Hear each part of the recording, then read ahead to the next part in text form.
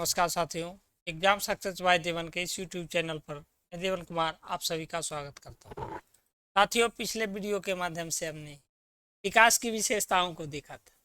इस वीडियो के माध्यम से हम विकास के सिद्धांत को समझेंगे। विकास के विभिन्न सिद्धांत हम बारी बारी से समझने का प्रयास करेंगे, क्योंकि हमारे पेपर 1 के अंतर्गत बाल्यावस्था और विकास अंग्रेजी में इसे चाइल्डहुड एंड ग्रोइंग अप के नाम से जानते हैं। तो आइए इस वीडियो में आगे बढ़ते हैं और विकास के सिद्धांत को बारी बारी से समझते हैं।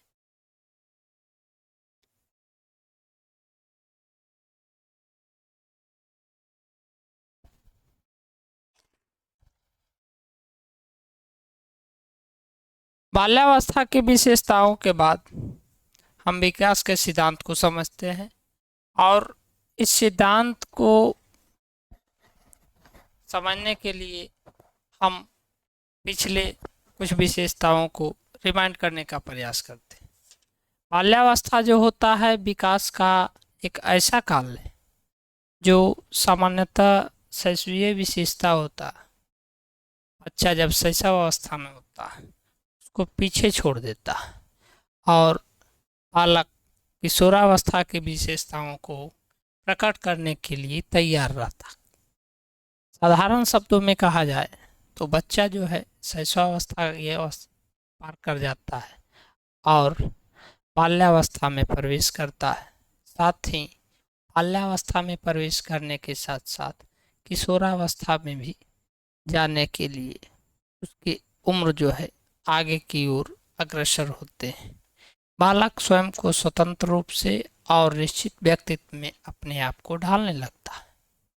बाल विकास की जो 3 अवस्थाएं होती है, शैशवावस्था, बाल्यावस्था और किशोरावस्था, इनमें सभी का अपना अपना महत्व होता है, अपनी अपनी विशेषताएं होती है। इन विशेषताओं को हमने पिछले वीडियो के माध्यम से देखा था। अब इस वीडियो में विकास के सिद्धांत को हम आगे बढ़ते हुए समझते हैं। विकास के सिद्धांत में जो पहला सिद्धांत है वह निरंतरता का सिद्धांत। दूसरा सिद्धांत है व्यक्तिगतता का सिद्धांत, जिसे हम व्यक्तिगत भिन्नता का सिद्धांत के नाम से जानते हैं। तीसरा जो सिद्धांत है परिमार्जिता का सिद्धांत। चौथा जो सिद्धांत है समान प्रतिमान का सिद्धांत। पांचवा जो सिद्धांत है विकास के क्रम का सिद्धांत। छठा सिद्धांत जो है चक्रीय प्रकृति का सिद्धांत। इसके अलावा समन्वय का सिद्धांत, निश्चित पूर्व कथनीय सिद्धांत, सामान्य से विशिष्ट की ओर और वंशानुक्रम तथा वातावरण का सिद्धांत। ये सभी सिद्धांत को हम बारी बारी से समझने का प्रयास करते हैं, विशेष रूप से विस्तार रूप से।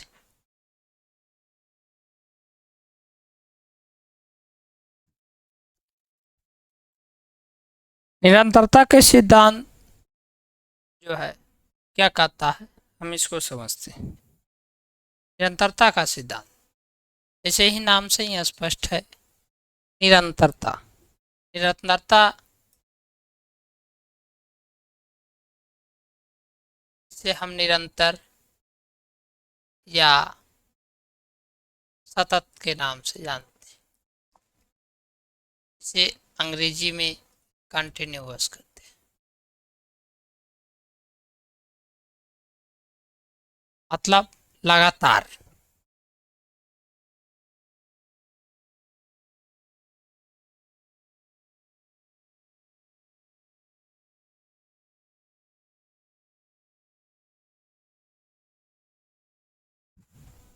तो हम इसको इस तरीका से समझ सकते हैं कि एक प्रक्रिया जो कि निरंतर रूप में चलते रहती है।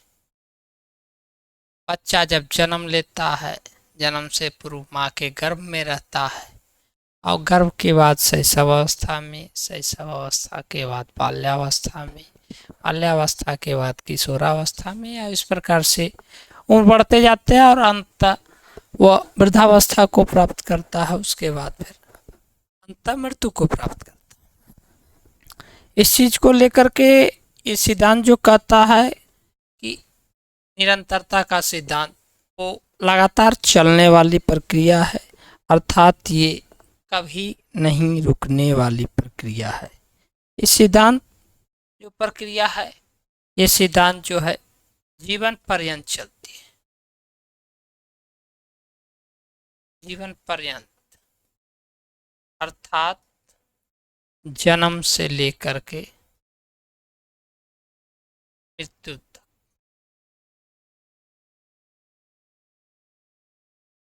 ये प्रक्रिया जो है जन्म से लेकर के मृत्यु तक चलते रहती है। अब इसमें विकास की जो स्थिति होती है, कभी तेज होती है, कभी धीरे होती है।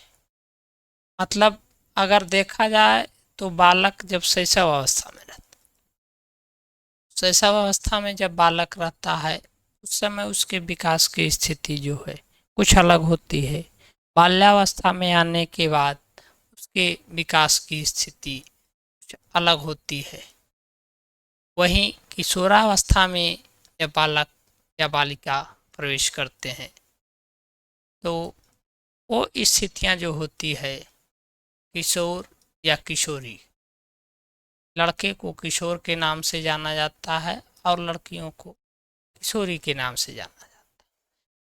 इस प्रकार से जो है विकास की स्थिति कभी तेज होती है तो कभी मंद होती है, अर्थात धीमे हो जाती है। कभी तेज तो कभी मंद, अर्थात धीरे। तो निरंतरता के सिद्धांत जो कहता है ये प्रक्रिया है जीवन पर्यंत चलने वाली प्रक्रिया जो जन्म से लेकर के मृत्यु तक चलती रहती है।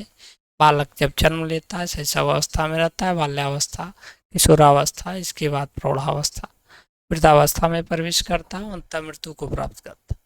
तो ये प्रक्रिया में जो विकास की स्थिति होती है कभी तेज होती है तो कभी मंद होती है। इस सिद्धांत को हम प्रगतिशील परिवर्तन के विकास के भी नाम से जानते हैं। इसके अगर अन्य नाम की बात करें, इसे जो हम अन्य नाम में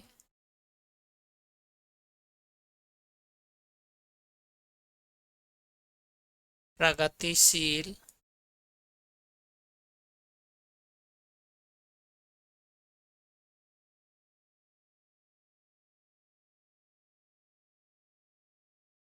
परिवर्तन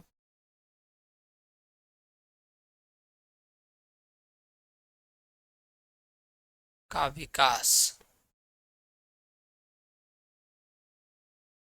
इसके नाम से भी हम इसे जानते हैं। और इसे निरंतरता को सिद्धांत के साथ सततता के सिद्धांत के नाम से भी जानते हैं।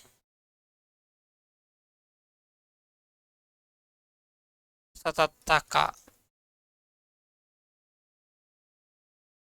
सिद्धांत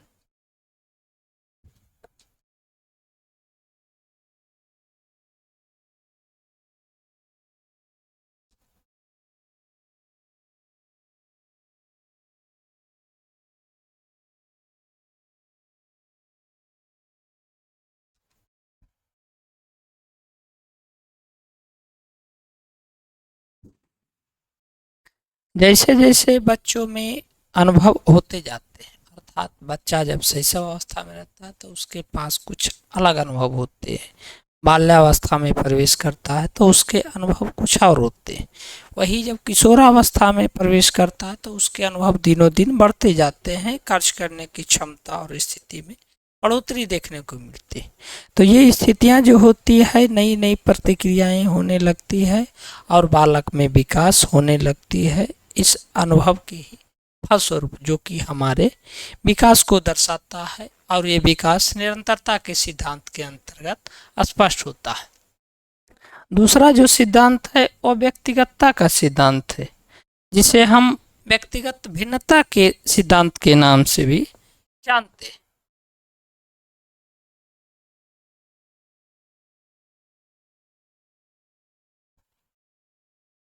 व्यक्तिगतता के सिद्धांत को हम व्यक्तिगत भिन्नता के सिद्धांत के नाम से भी जानते हैं।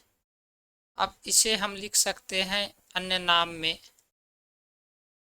अन्य नाम जो है इसका व्यक्तिगत भिन्नता।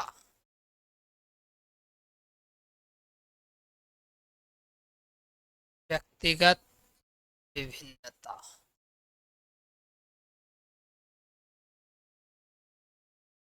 अंग्रेजी में इसे इंडिविजुअल डिफरेंस के नाम से जानते हैं।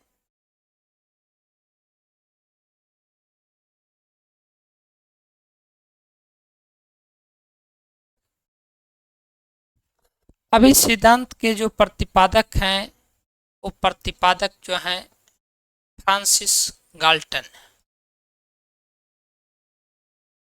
प्रतिपादक जो हैं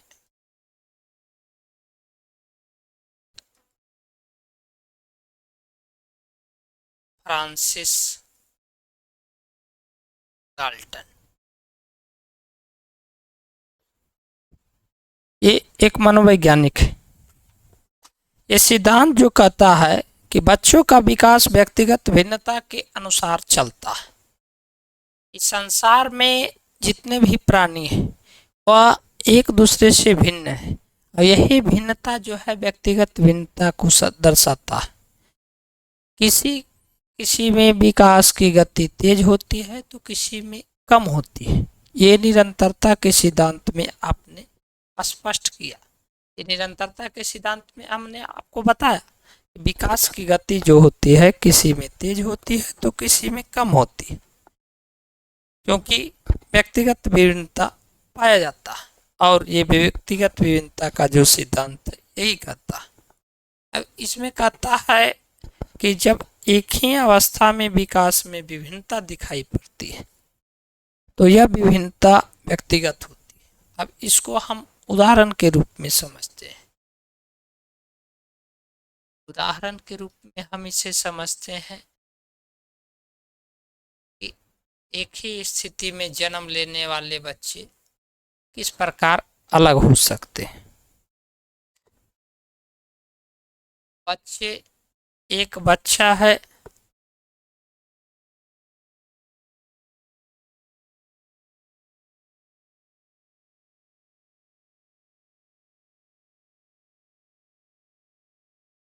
इसकी उम्र मान लिया 1 साल है।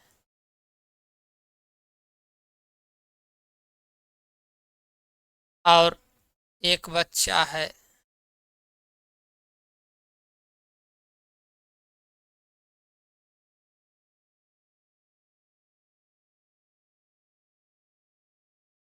इसकी उम्र मान लिया 10 महीना। तो उम्र लगभग 2 महीने का अंतर है। अब इस अंतराल के अनुसार से जो विभिन्नता होनी चाहिए वो अलग अलग होनी चाहिए। और एक बच्चा जो है वो हमारा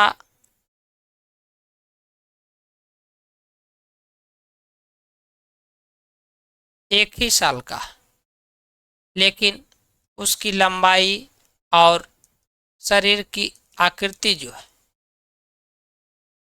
इस बच्चे की तुलना में अधिक है। तो ये जो शारीरिक विकास जो है बच्चों के अंदर जो परिवर्तन है विकास की अवस्था के अनुसार से एक ही उम्र में, ये व्यक्तिगत विभिन्नता को दर्शाता है। ये बच्चा थोड़ा नाटा पड़ जाता है और यही 1 साल का बच्चा जो है थोड़ा लंबा है। अब ये लंबाई और ये नाटा, ये 2 स्थितियां जो है व्यक्तिगत विभिन्नता को दर्शाती है। अब हम तीसरे सिद्धांत को समझते हैं। तीसरा सिद्धांत जो है उसका नाम है परिमार्जिता का सिद्धांत। परिमार्जिता का सिद्धांत को हम परिमार्जन का सिद्धांत के नाम से भी जानते हैं। अब ये परिमार्जन क्या होता है?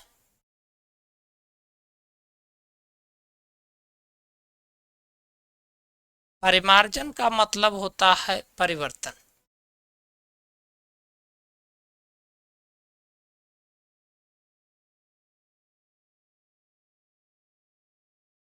अब ये जो परिवर्तन होता है एक निश्चित समय अंतराल के बाद होता है।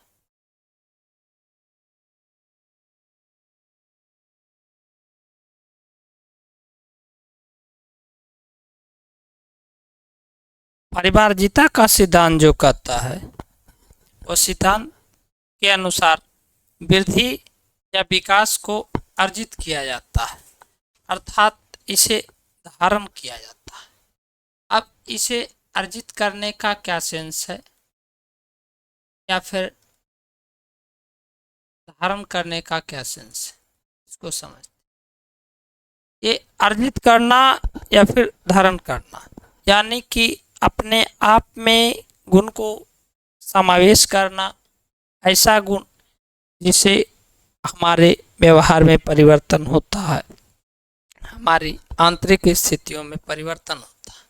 ये परिवर्तन जब होता है जो अस्थायित्व होता, और ये अस्थायी परिवर्तन होने के साथ साथ एक बालक में विकास को दर्शाता है, क्योंकि हम विकास के सिद्धांत को पढ़ रहे हैं और ये विकास का जो सिद्धांत है वो सामान्य रूप में बाल विकास के अंतर्गत ही आता है।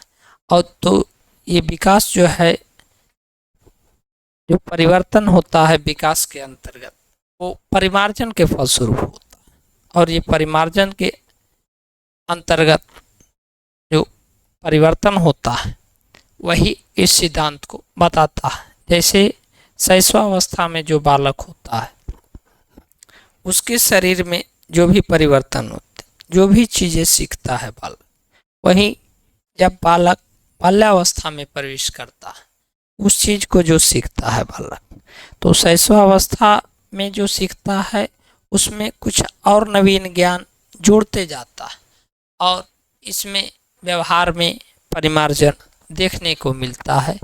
यह सिद्धांत जो है उसी की पुष्टि करता है।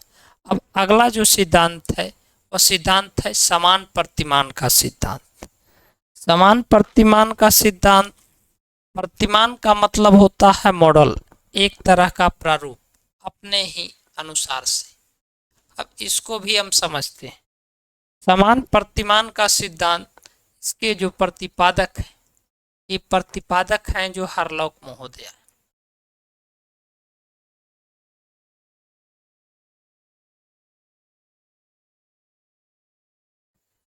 ये हरलौक महोदय जो हैं इसके सिद्धांत के प्रतिपादक हैं। अब ये जो सिद्धांत है वो क्या कहता है, इस सिद्धांत को समझते हैं। इस सिद्धांत के अनुसार से जितने भी समस्त पृथ्वी पर जीव है वो जीव अपने समान ही जीव को जन्म देते हैं, अर्थात संतानोत्पत्ति करते हैं। और ये जो विकास की प्रक्रिया है उस निश्चित प्रतिमान को ही अनुसरण करती है, मतलब फॉलो करती है। अब इस चीज में हम मानव को देखते हैं। ये मानव जाति जो है, या फिर हाथी को ले लेते हैं, गाय, भैंस आदि, ये सभी जो है क्या करते हैं, मानव अपने ही समान जीव को जन्म देता है, और जो जीव को जन्म देता है अपने समान छोटे से बच्चे को, और उस बच्चे को पालन पोषण करता है। पालन पोषण करने के बाद उसे हर एक स्थिति को सिखाया जाता है, ठीक जैसे वो अपने पूर्वजों से सीखते आए हैं, उनके माता पिता, उसी अनुसार से उस बच्चे को भी सिखाया जाता है और शिक्षा दी जाती है। बालक फिर उसी स्थिति में अपने आप को ढालता है। ठीक उसी प्रकार से जितने भी जानवर, हाथी, गाय, भैंस, सांप, केकड़ा, बिल्ली, हर एक तरह के जीव जंतु जो भी, वो अपने ही समान जो स्थितियों को फॉलो करते हैं, क्योंकि विकास की स्थिति केवल मानव जाति में नहीं होती, सभी में होती है। इसीलिए ये जो विकास जो है निरंतर चलने वाली प्रक्रिया है, इसको भी हमने देखा था, और ये विकास हर एक स्थिति में विद्यमान होती है। तो समान प्रतिमान को जो सिद्धांत है वो सिद्धांत कहता है कि जो जीव है अपने ही जाति के समान, जब जैसे मानव जाति है तो मानव के ही समान बच्चा देगा, अपने ही अनुसार विकास की प्रक्रिया का प्रतिमान का अनुसरण करेगा। हाथी है तो हाथी अपने ही जाति के विकास की प्रक्रिया का अनुसरण करेगा। गाय है, भैंस है, ये सभी अपने ही विकास की प्रक्रिया का अनुसरण करें। इस प्रकार से समान प्रतिमान का सिद्धांत जो है समान प्रतिमान की पुष्टि करता है। अब आगे बढ़ते हैं और देखते हैं विकास के क्रम का सिद्धांत।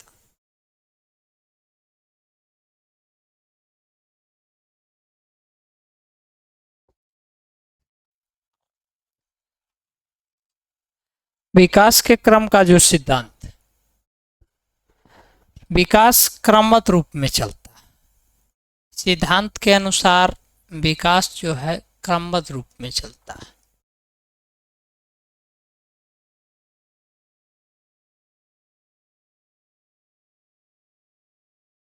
क्रमबद्ध रूप में चलता है। अब विकास क्रमबद्ध रूप में कैसे चलता है, इस चीज को हम देखें। बालक का जब जन्म होता, जन्म के बाद वह शैशवावस्था में,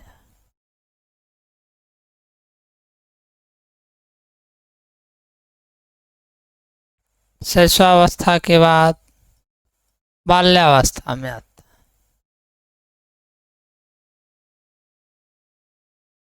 बाल्यावस्था के बाद वह किशोरावस्था में आता,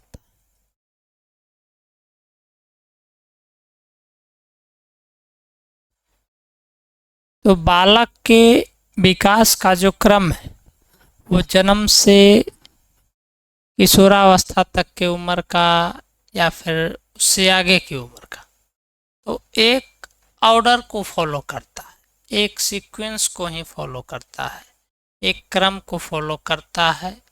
ये जो सिद्धांत है उसी की पुष्टि करता है। अब इस सिद्धांत में हम जब उदाहरण के तौर पर देखते हैं तो उदाहरण के रूप में हम समझते हैं, बालक जब जन्म लेता है तो थोड़े समय के बाद वह घुटनों पर बैठना शुरू करता है।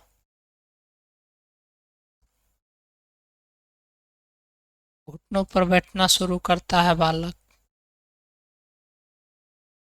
उसके बाद जो है सहारे के साथ चलना शुरू करता है, सहारे के साथ चलना।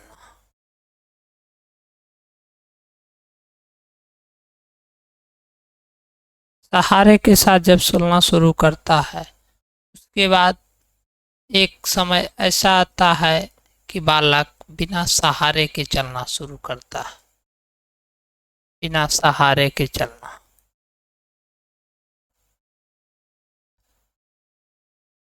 उसके बाद बच्चा दौड़ना भी शुरू कर देता है। ये सभी स्थितियां जो होती है एक निश्चित क्रम के रूप में चलती है। तो ये विकास के क्रम का जो सिद्धांत है इसी चीज की पुष्टि करता है कि विकास एक क्रम के अनुसार चलता है, क्रमबद्ध रूप में चलता है और लगातार रूप से चलते रहता। बच्चा चाहे किसी भी जाति, किसी भी धर्म, किसी भी स्थान का हो, फर्क इससे नहीं पड़ता।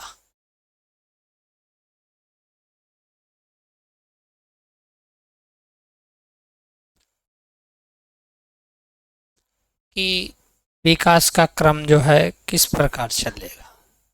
विकास का क्रम उसी अनुसार से चलेगा जैसे अन्य स्थानों पर चलता है। सभी का क्रम एक समान ही है। शैशवावस्था के बाद बाल्यावस्था, बाल्यावस्था के बाद किशोरावस्था, किशोरावस्था के बाद प्रौढ़ावस्था आदि। अब आइए आगे बढ़ते हैं और विकास के दूसरे सिद्धांत को समझते हैं।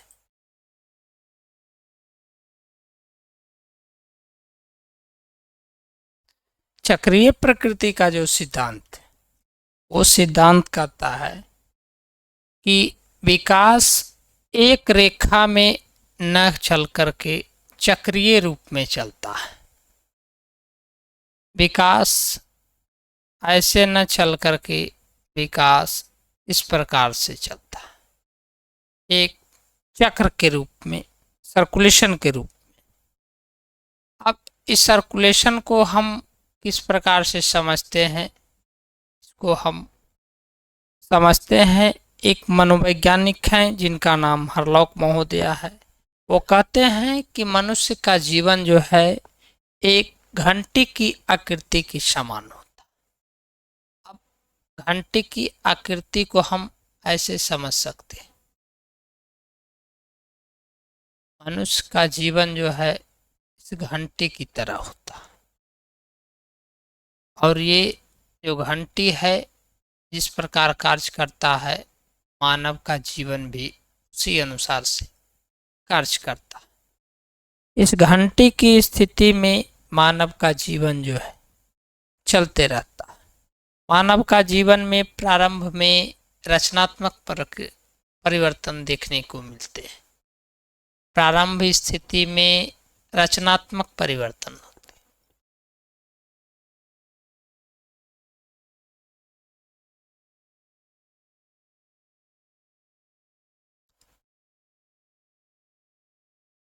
वहीं अंत में विनाशात्मक परिवर्तन देखने को।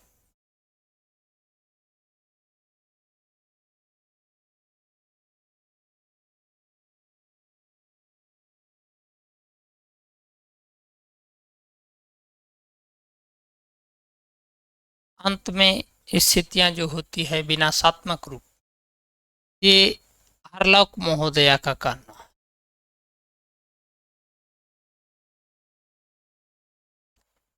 प्रारंभ में रचनात्मक परिवर्तन किस प्रकार से होते हैं, बालक शैशवावस्था की स्थिति में होता है तो हर एक स्थिति में कुछ नया करने का प्रयास करता है। बालक हर चीज को खिलौने से खेलने की उम्र में रहता है, वो तोड़ता फोड़ता हर तरह से। बाल्यावस्था में रहता है तो हर एक चीज को अपने अनुसार से आत्मनिर्भर बनने की कोशिश करता है, और हर एक स्थिति को अपने तरीके से करता है, उसमें क्रिएटिविटी का गुण विद्यमान रहता है। वहीं जब उम्र ढलने लगता है, किशोरावस्था के बाद प्रौढ़ावस्था में प्रवेश करता है, तो कार्य क्षमता में ह्रास देखने को मिलते हैं। और कार्य क्षमता में ह्रास जो है ये आपके विनाशात्मक परिवर्तन को दर्शाता है। ये कार्य क्षमता में ह्रास जो होता है ये विनाशात्मक परिवर्तन, शरीर धीरे धीरे अस्थिर होने लगता है। शरीर की अस्थिरता के साथ साथ जो है शारीरिक अस्थिरता।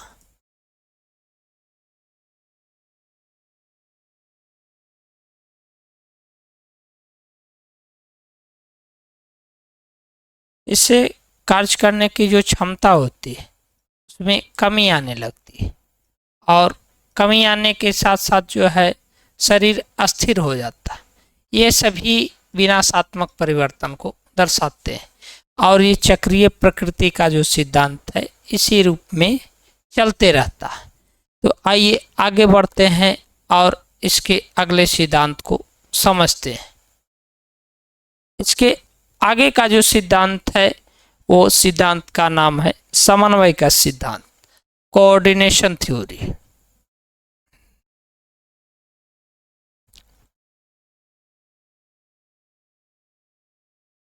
कोऑर्डिनेशन थ्योरी ये सिद्धांत क्या कहता है? इस सिद्धांत जो कहता है कि मानसिक शक्ति और शारीरिक शक्ति, मानसिक शक्ति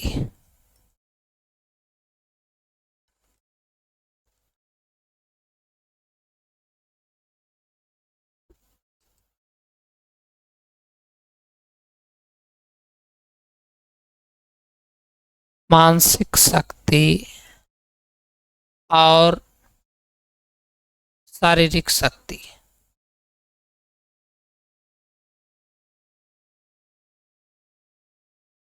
शारीरिक शक्ति, ये दोनों के बीच में जो है समन्वय स्थापित होना चाहिए।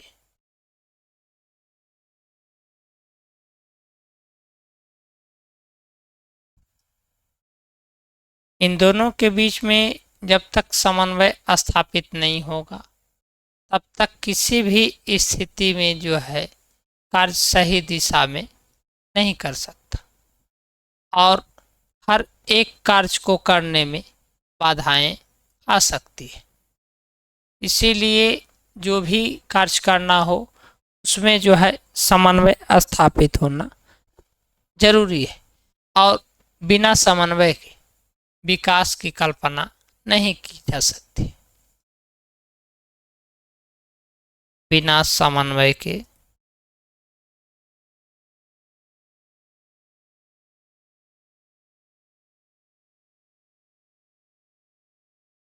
विकास की कल्पना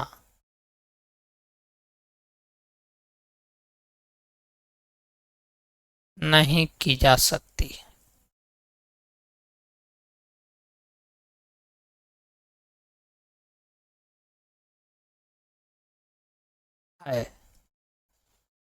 इसीलिए समन्वय का जो सिद्धांत है वो महत्वपूर्ण है। मानसिक शक्ति और शारीरिक शक्ति दोनों के बीच में जो समन्वय है वो स्थापित होना जरूरी है। दोनों में तालमेल होना जरूरी है। सीधा भाषा में इसे हम तालमेल बैठाना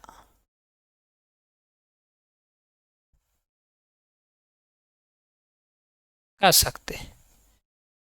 समन्वय के सिद्धांत के बाद हम आगे चलते हैं और दूसरे सिद्धांत को समझते हैं।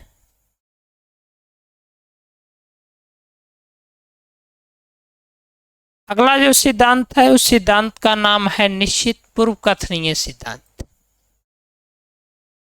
पूर्व कथनीय सिद्धांत कहने का तात्पर्य है ऐसा सिद्धांत जो पहले से कहा गया हो, पहले से निश्चित किया गया हो।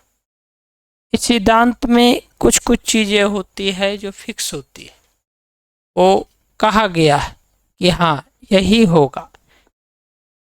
इसकी घोषणा जो होती है कुछ निश्चित समय में पूर्व कह दी जाती है, कथनीय होती है। इसीलिए इस सिद्धांत का जो नाम है वो निश्चित पूर्व कथनीय सिद्धांत कहा जाता है।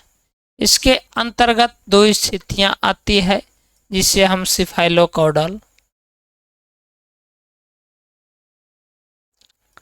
तथा प्रॉक्सिमोडिस्टल के नाम से जानते हैं। सिफाइलोकॉर्डल और प्रॉक्सिमोडिस्टल। सिफाइलोकॉर्डल में जो होता है बालक का जो विकास होता है वो इस प्रकार से होता है। ये बालक है,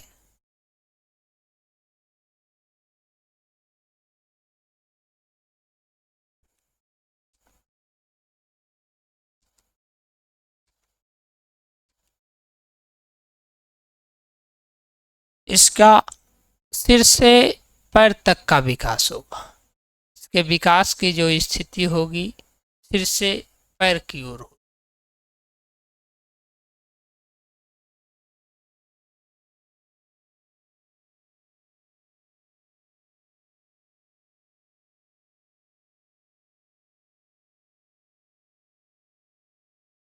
विकास इस प्रकार से चलेगा, सिर से लेकर के पैर की ओर।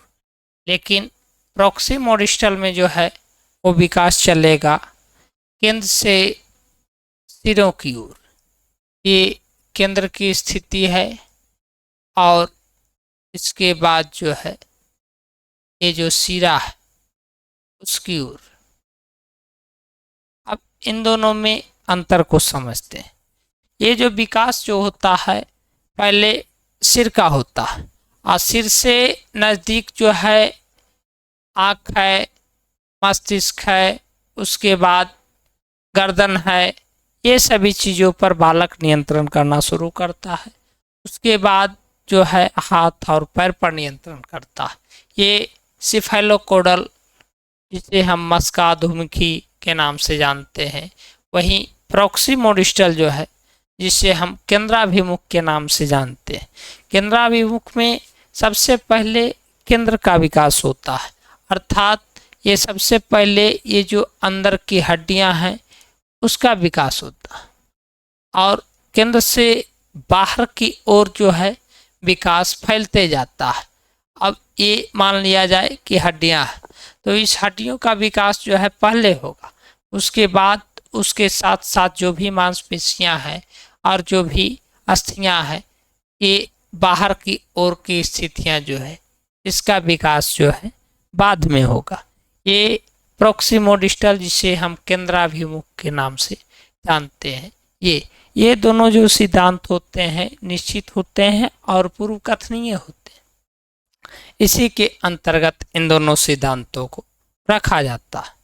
विकास के सिद्धांत में आगे बढ़ते हुए हम अगले जो सिद्धांत हैं उस सिद्धांत को पढ़ते हैं, और उस सिद्धांत का नाम है सामान्य से विशिष्ट की ओर। यह सिद्धांत क्या कहता है उसके बारे में समझते हैं।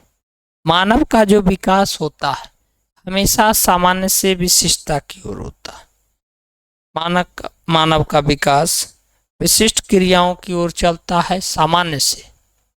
इसीलिए इस सिद्धांत का जो नाम है सामान्य से विशिष्ट की ओर रखा गया। सामान्य से विशिष्ट क्रिया, ये जो क्रिया करता है मानव सामान्य रूप में करता है, उसके बाद उसमें विशिष्टता आ जाती है।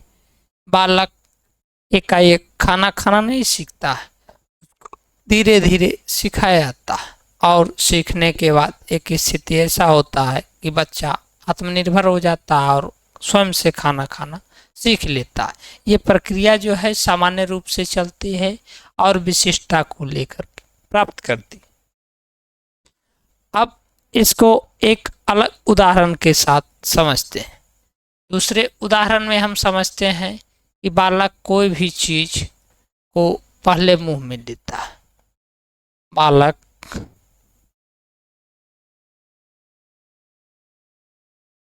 कोई भी वस्तु को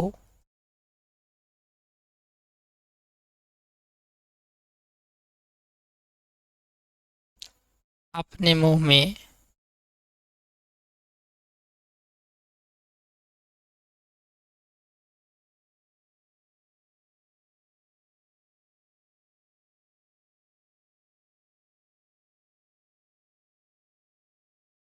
रख लेता है। ये प्रारंभिक स्थिति, ये सामान्य स्थिति शैशवावस्था की प्रदर्शित होती है। वहीं जब बालक किसी वस्तु को अपने मुंह में रख लेता है तो फिर मुंह में रखने के पश्चात अनुभव करता है। मुंह में डालने के बाद उसे पता चलता है कि वह चीज़ खाने लायक है, मीठा है, कड़वा है, या फिर किसी और तरह का, बट उस चीज़ की अनुभूति करता है बालक। उसके बाद जो है अपने अनुभव के द्वारा क्या करता है बालक, वो जो खाद्य पदार्थ है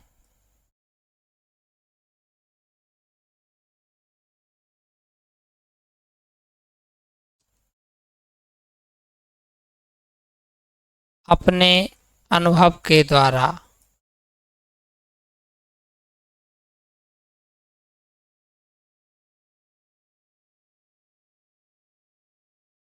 वह खाद्य पदार्थों को, जो भी खाद्य पदार्थ है जिसे वह बालक अपने मुंह में रखकर अनुभव कर रहा है, वह खाद्य पदार्थों को अपने ही मुंह में रखता है।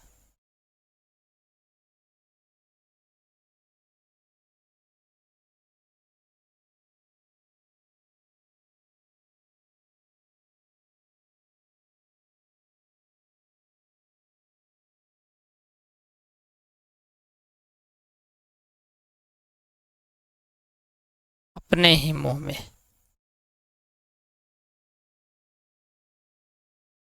रखता है। अभी बालक जो है किसी भी चीज को लिया अपने मुंह में डाल लेता है। डाल लिया तो उसको जिस तरह का स्वाद का अनुभव होता है, अगर खाने की चीज है तो खट्टा मीठा या तीखा जो भी अनुभव करता है तो उस अनुसार से अपने मुंह में रखता है। अगर उसको स्थिति अपने पक्ष में लगती है तो बालक को मुंह में रखकर खा जाता, लेकिन जैसे ही उसे कुछ अलग तरीका का अनुभव होता है वो मुंह से उगल देता है, बाहर फेंक देता है। ये हमारे जो क्रियाएं होती है वो सामान्य से विशिष्ट क्रिया को दर्शाती है। ये सिद्धांत जो है विकास का, सामान्य से विशिष्ट की ओर का सिद्धांत यही कहता है। विकास के सिद्धांत में आगे बढ़ते हुए हम अगले सिद्धांत को देखते हैं, और ये जो अगला सिद्धांत है वो वंशानुक्रम और वातावरण के सिद्धांत को बताता है। इसमें दो टर्म, इस सिद्धांत में कहा जाता है कि वातावरण और वंशानुक्रम के बीच जितनी अंतःक्रिया होगी एक बालक का विकास उतना ही अधिक होगा। इसे हम एक स्थिति के द्वारा समझने का प्रयास करें। एक बालक का जो विकास है वंशानुक्रम और वातावरण, वंशानुक्रम और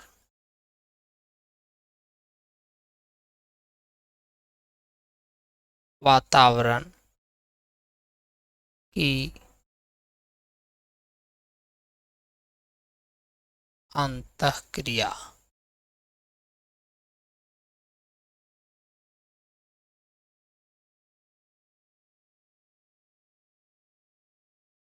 का परिणाम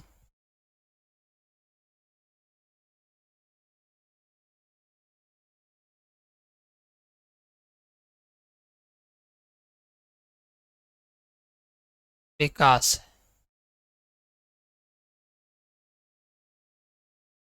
विकास जो है वातावरण और वंशानुक्रम की अंतःक्रिया का परिणाम एज ए रिजल्टेंट के रूप में।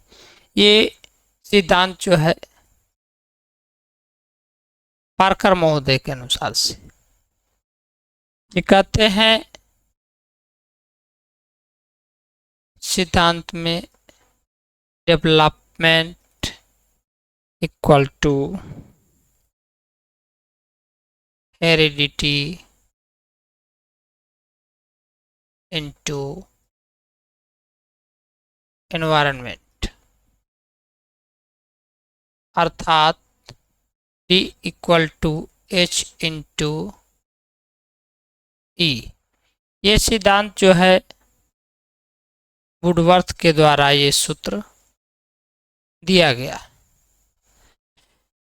इनका कहना है वंशानुक्रम और वातावरण ये दोनों आपस में अंतःक्रिया करते हैं इस सिद्धांत के अनुसार से, और इसके कारण जो विकास जो है संभव है एक प्राणी के अंदर, एक व्यक्ति के अंदर। ये पार्कर महोदय जो हैं वो जीव वैज्ञानिक, ये जीव वैज्ञानिक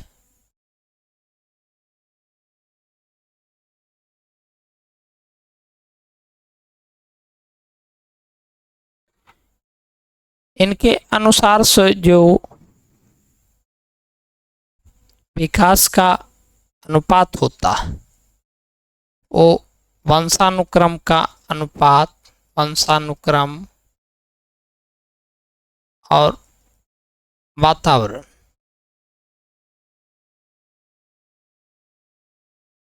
ये दोनों की जो स्थितियां होती है 90% और 10%,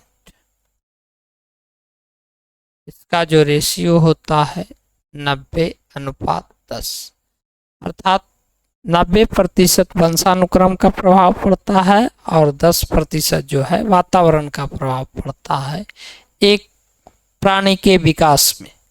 तो इस प्रकार से हमने विकास की विभिन्न अवस्थाओं के विकास की विशेषताओं को पिछले वीडियो में समझने के बाद हमने विकास के सिद्धांत को इस वीडियो में समझा, और सिद्धांत में हमने निरंतरता के सिद्धांत को समझा, व्यक्तिगतता के सिद्धांत को समझा, परिमार्जिता के सिद्धांत को समझा, समान प्रतिमान के सिद्धांत को समझा, विकास के क्रम के सिद्धांत को समझा। इसके साथ साथ हमने चक्रीय प्रकृति के सिद्धांत को समझा, समन्वय के सिद्धांत को समझा, निश्चित पूर्व कथनीय सिद्धांत जिसमें सिफेलोकोडल और प्रोक्सिमोडिस्टल आते हैं उसको समझा, सामान्य से विशिष्ट की ओर के सिद्धांत को समझा और अंततः वंशानुक्रम और वातावरण के सिद्धांत को समझा। आशा करते हैं आपको यह वीडियो काफ़ी हेल्पफुल रही होगी और इस वीडियो का PDF पाने के लिए ये टेलीग्राम चैनल को ज्वाइन कर लें ताकि इस वीडियो के PDF आपको मिल सके। साथ ही आप अगर नए चैनल पर हैं तो चैनल को सब्सक्राइब जरूर करें, साथ ही बेल आइकन दबाना ना भूलें। वीडियो अगर अच्छा लगे तो इसको लाइक और शेयर करना ना भूलें। धन्यवाद, मिलते हैं नेक्स्ट वीडियो में।